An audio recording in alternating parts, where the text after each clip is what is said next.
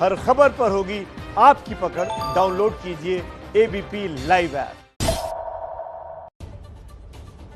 कांग्रेस ने लद्दाख में 40,000 चीनी सैनिकों की मौजूदगी पर सरकार को घेरा।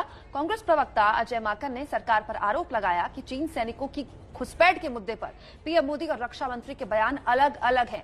अजय माकन ने सरकार से मांग की है कि जल्द से जल्द देश में घुसे 40,000 चीनी सैनिकों की वापसी हो और लद्दाख में 1 मई 2020 की स्थिति को बहाल किया जाए। इसके बाद जो भी चीनी सैनिक आगे बढ़े उन्हें वापस भेजना चाहिए और भारतीय क्षेत्र में चीनी सेना के सभी निर्माण कार्य भी हटाए जाने चाहिए। भारत चीन सीमा पर डिसएंगेजमेंट प्रक्रिया पर चर्चा के लिए आज working mechanism for consultation and coordination की बैठक हो सकती है। भारत और चीन के सैन्य कमांडर्स के बीच 14 जुलाई को हुई बैठक में लद्दाख के फिंगर एरिया में दोनों देशों के सैनिकों को कम करने पर चर्चा हुई थी। कल हुई बैठक में विदेश मंत्रालय प्रवक्ता अनुराग श्रीवास्तव ने कहा कि चीन को शांति बहाली और सैन्य तनाव कम करने के लिए भारत का सहयोग करना चाहिए। भारत ये साफ कर चुका है कि हम वास्तविक नियंत्रण रेखा का सम्मान करते हैं और इसमें किसी भी तरह का एक तरफा बदलाव इजाजत के लायक नहीं होगा। अमेरिका में पाकिस्तानी मूल के बॉलीवुड इवेंट मैनेजर रेहान सिद्दीकी और उनके 2 भारतीय साथी दर्शन मेहता और राकेश कौशल को सरकार ने ब्लैकलिस्ट कर दिया है। रेहान सिद्दीकी और उनके साथियों के किसी भी इवेंट में बॉलीवुड कलाकार को शामिल होने की इजाजत नहीं होगी। रेहान और उनके साथियों पर भारत विरोधी गतिविधियों के शामिल होने का आरोप लगाया गया है। गृह राज्य मंत्री किशन रेड्डी की तरफ से पत्र में जारी किया गया है और कहा गया है कि अमेरिका में पीएम मोदी के कार्यक्रम में विरोध प्रदर्शन कराने के लिए एक दिन पहले रेहान और उनके साथियों ने इवेंट मैनेजमेंट के जरिए भीड़ इकट्ठा की और रेहान और उनके साथियों पर पाकिस्तान के आईएसआई के हाथ था, जो इवेंट में कमाए गए पैसों को आतंकी संगठन खालिस्तान की फंडिंग पर खर्च किया करते थे। राजस्थान के पूर्व डिप्टी सीएम सचिन पायलट और उनके समर्थित 19 विधायकों की याचिका पर आज फैसला आएगा। राजस्थान हाईकोर्ट में सुबह 10:30 बजे फैसला आएगा। इन विधायकों ने विधानसभा स्पीकर सीपी जोशी की तरफ से जारी किए गए नोटिस के खिलाफ कोर्ट का दरवाजा खटखटाया था। स्पीकर जोशी ने सुप्रीम कोर्ट में याचिका दाखिल कर विधायकों की याचिका पर सुनवाई पर रोक लगाने को कहा था। सुप्रीम कोर्ट ने हाईकोर्ट की कार्रवाई पर रोक लगाने से इनकार कर दिया था और फैसला आने के बाद 27 जुलाई को अगली सुनवाई की तारीख दी है। राम मंदिर निर्माण के लिए प्रस्तावित भूमि पूजन पर रोक लगाने की मांग को लेकर इलाहाबाद हाईकोर्ट में याचिका दाखिल की गई है। अयोध्या में 5 अगस्त को होने वाले भूमि पूजन में पीएम मोदी आधारशिला रखेंगे। दिल्ली के पत्रकार साकेत गोखले ने इलाहाबाद हाईकोर्ट में पीआईएल दाखिल कर कहा है कि भूमि पूजन अनलॉक 2 गाइडलाइंस का उल्लंघन है। याचिका में समारोह पर रोक लगाने की मांग की गई है। याचिका में केंद्र सरकार के साथ राम मंदिर ट्रस्ट को पक्षकार बनाया गया है। एयरपोर्ट की तर्ज पर अब रेलवे भी ट्रेन में बोर्डिंग पास की व्यवस्था शुरू करने जा रहा है।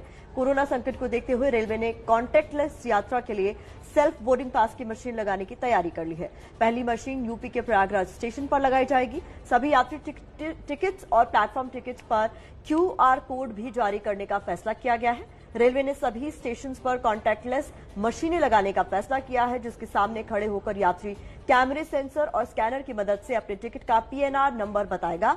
मशीन यात्री की थर्मल स्क्रीनिंग करेगी और यात्री की पहचान वेरिफिकेशन होने के बाद मशीन से बोर्डिंग पास बाहर आ जाएगा।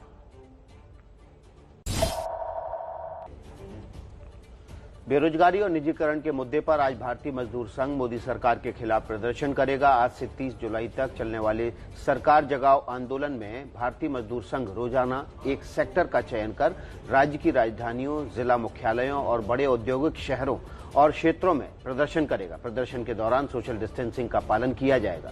मजदूर संघ 5 विषयों को लेकर सरकार के खिलाफ आंदोलन करेगा। कोरोना संकट में मजदूरों की नौकरी जाने और देश में बढ़ती बेरोजगारी का इस आंदोलन में एक बड़ी वजह है। अयोध्या विवादित ढांचा केस में पूर्व उप प्रधानमंत्री लालकृष्ण आडवाणी की आज गवाही होगी। सीबीआई की विशेष अदालत में वीडियो कॉन्फ्रेंसिंग के जरिए गवाही होगी। आडवाणी अयोध्या विवादित ढांचा केस में आरोपियों में से एक हैं। विवादित ढांचा ढहाए जाने के मामले में इस समय आरोपियों के बयान दर्ज किए जा रहे हैं। कल बीजेपी नेता मुरली मनोहर जोशी की गवाही दर्ज की गई थी। आपको बता दें कि आडवाणी की इस गवाही से पहले केंद्रीय गृह मंत्री अमित शाह ने बुधवार को लालकृष्ण आडवाणी से उनके आवास पर जाकर मुलाकात की थी। सूत्रों के मुताबिक गृह मंत्री अमित शाह के साथ वकीलों की एक टीम थी जो आडवाणी के घर पहुंची थी।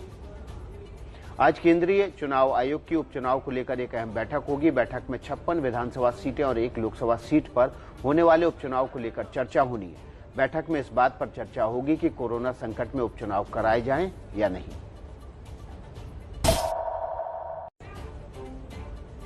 ई कॉमर्स कंपनियों को सभी सामानों के निर्माता देश की जानकारी देने की मांग पर सुप्रीम कोर्ट में आज सुनवाई होनी है।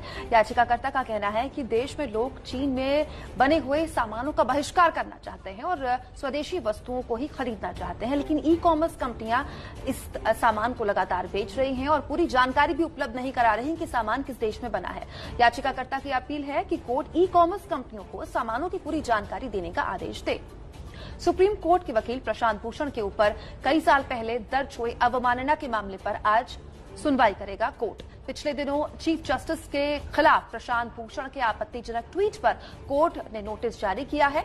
आज कोर्ट प्रशांत भूषण के तहलका मैगजीन में दिए उस इंटरव्यू में भी सुनवाई करेगा जिसमें उन्होंने कहा था कि 16 चीफ जस्टिस से आधे जज भ्रष्ट हैं। सुप्रीम कोर्ट गोवा में कांग्रेस से अलग हुए 10 विधायकों की अयोग्यता पर जल्द फैसले की मांग पर सुनवाई करेगा। गोवा प्रदेश कांग्रेस अध्यक्ष गिरीश चाटनकर ने कहा है कि विधानसभा स्पीकर ने लंबे अरसे से इस मामले को लंबित रखा हुआ है। हाल ही में सुप्रीम कोर्ट ने मणिपुर के एक केस की सुनवाई के दौरान ये टिप्पणी की थी कि स्पीकर को ऐसे मामले 3 महीने के अंदर निपटा देने चाहिए।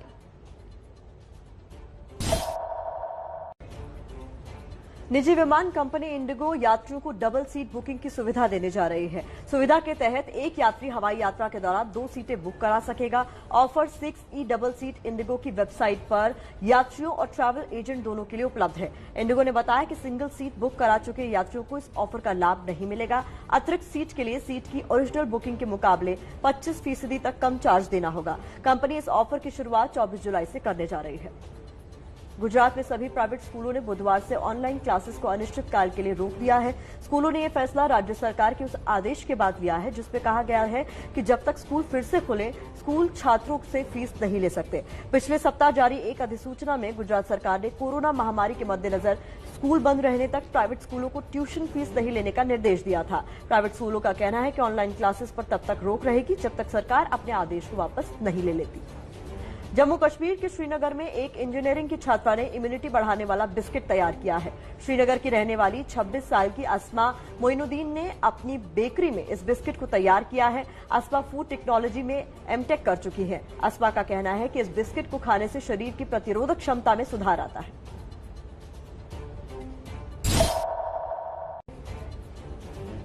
एमपी की राजधानी भोपाल में आज रात 8 बजे से 10 दिन का लॉकडाउन लागू किया जा रहा है। भोपाल में हर रोज कोरोना के नए केस बढ़ रहे हैं, जिसकी वजह से फैसला लिया गया है। एमपी के गृह मंत्री नरोत्तम मिश्रा ने बताया कि भोपाल में 10 दिन के लॉकडाउन के दौरान सिर्फ दवा, दूध, सब्जी और सरकारी राशन की दुकानें ही खुलेंगी। भोपाल में आने जाने वालों को पहले के लॉकडाउन की तरह ही ई पास के जरिए एंट्री मिलेगी। मेघालय सरकार ने राज्य में आवाजाही के सभी रास्तों को आज से 31 जुलाई तक के लिए बंद कर दिया है। मुख्यमंत्री के संगमा ने कहा है कि सिर्फ जरूरी सेवाओं से जुड़े लोगों को ही राज्य में आने की इजाजत होगी। उन्होंने कहा कि पिछले 4 महीने से कोरोना संकट में ड्यूटी कर रहे स्वास्थ्यकर्मियों और प्रशासन पर बोझ कम करने के लिए राज्य सरकार ने यह फैसला लिया है। इस दौरान बेरनीहाट, राताछेरो, बाजेंगो दोबा, टिकरी किला, मीर जुमला और हल्ली दायगंज में एंट्री बंद होगी।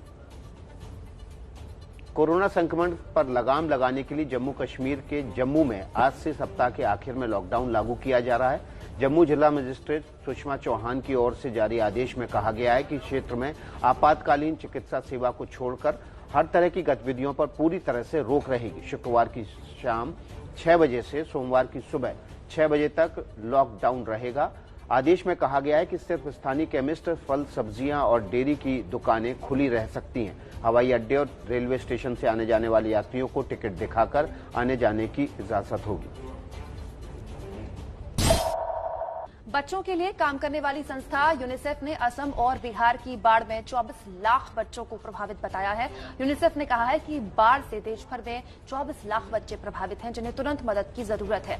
यूनिसेफ ने एक बयान में कहा है कि भारत में बिहार, असम, ओडिशा, गुजरात, महाराष्ट्र, मध्य प्रदेश, केरल, उत्तराखंड, उत्तर प्रदेश और पश्चिम बंगाल में 24 लाख बच्चे सहित 60 लाख लोग बाढ़ से प्रभावित हुए हैं। मौसम विभाग ने आज पंजाब, हरियाणा, दिल्ली, राजस्थान और उत्तर प्रदेश के ज्यादातर हिस्सों में मानसून के कमजोर पड़ने का अनुमान जाहिर किया है। हालांकि पश्चिम बंगाल, सिक्किम, असम, मेघालय, अरुणाचल प्रदेश, छत्तीसगढ़, तेलंगाना तक के तटीय इलाके, आंध्र प्रदेश, उत्तर आंतरिक कर्नाटक और मराठवाड़ा के कुछ हिस्सों में मानसून सक्रिय रहेगा। ओडिशा और बिहार के कुछ हिस्सों में अच्छी बारिश होगी। मौसम विभाग ने उत्तर बंगाल में आज भारी से बहुत भारी बारिश का अलर्ट जारी किया है। मौसम विभाग ने 28 जुलाई को भी बंगाल में भारी बारिश का अंदेशा जाहिर किया था। मौसम विभाग ने कहा है कि दार्जिलिंग, कालिम्पोंग, जलपाईगुड़ी, अलीपुरद्वार और कूच बिहार जिले में शुक्रवार सुबह तक भारी बारिश हो सकती है। पिछले कई दिनों से यहां भारी बारिश हो रही है। भारी बारिश की वजह से तीस्ता, कालजनी और मनसाई समेत कई नदियां उफान पर हैं।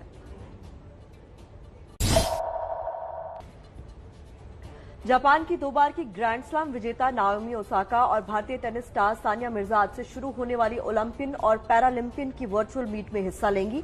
जापान के टोक्यो में होने वाले ओलंपिक और पैरालंपिक खेलों को कोरोना के चलते 2021 तक रोक दिया गया है, जिसके बाद अंतर्राष्ट्रीय ओलंपिक समिति और अंतर्राष्ट्रीय पैरालंपिक समिति ने इस विशेष कार्यक्रम का आयोजन किया है। पेरू में लॉकडाउन हटने के बाद सार्वजनिक स्थलों पर मास्क और फेस शील्ड पहनना जरूरी कर दिए गए हैं। पेरू में सार्वजनिक परिवहन को खोल दिया गया है, जिसके बाद से बसों में यात्रियों की भारी भीड़ देखी जा रही है। सरकार का मानना है कि बड़ी संख्या में सफर कर रहे इन यात्रियों से देश में कम्युनिटी स्प्रेड का खतरा हो सकता है।